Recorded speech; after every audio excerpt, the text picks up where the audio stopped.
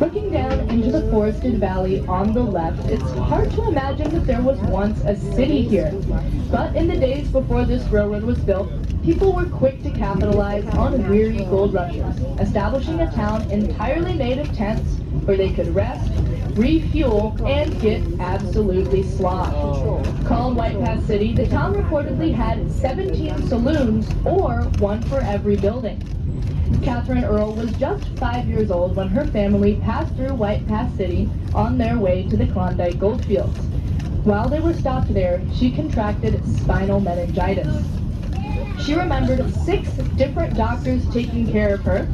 This is because each doctor eventually left White Pass City, anxious to hurry north and find some gold for themselves. White Pass City only really existed for 2 years, and once this railroad was finished, it was quickly abandoned.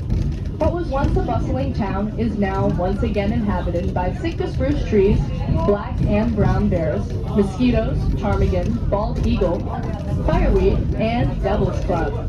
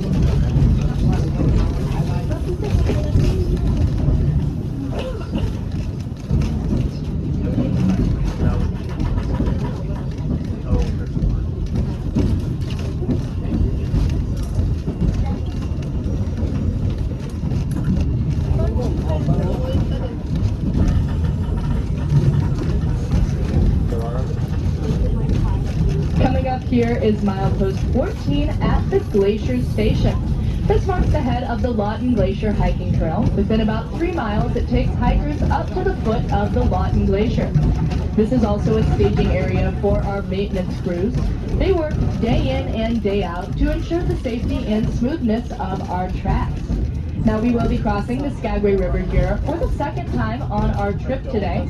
Just like before, beautiful views on both sides as the Skagway River passes under us. Keep an eye out up ahead and on the left for a view of our train as it curves over this bridge, and also on the right for a beautiful valley view.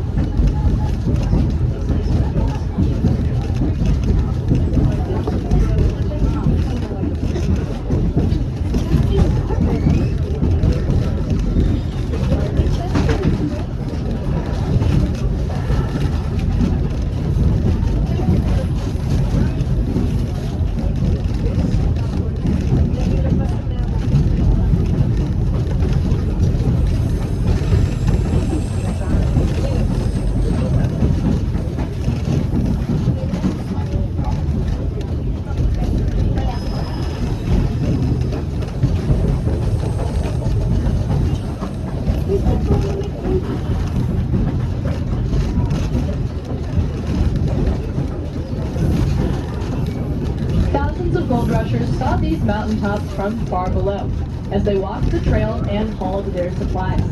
Tlingit Native Alaskans have looked at them for a long time before that, and millions of eyes have also seen this valley from inside our trains. Still, this valley didn't always look this way. Thousands of years ago, just after the Ice Age, a glacier filled this entire valley. It stretched over 100 miles from Skagway and was around 1 mile deep. The weight of that water and ice pressed down on the Earth's surface, forming the valleys and mountains that we see today. Now folks, if we start looking straight up and on the right, we'll get views into the steep sheets of our box canyons. These are also formed by glacial erosion in what's called the toe of a glacier. The toe of the glacier is basically the longest, steepest point, and then over the course of thousands of years, the weight of that water and ice smoothed out those parallel steep sheets in the granite. One thing to think about is that because that glacier was so heavy, it was actually heavier than the Earth's crust is strong. Because of this, ever since it receded, all of the land we can see has been rising ever since. What this means is that all of the land in the Skagway region has actually risen 6 feet since the gold rush. So only in the past 130 years. Technically then, we are all 6 feet taller than the gold rushers who came out here. Sorry.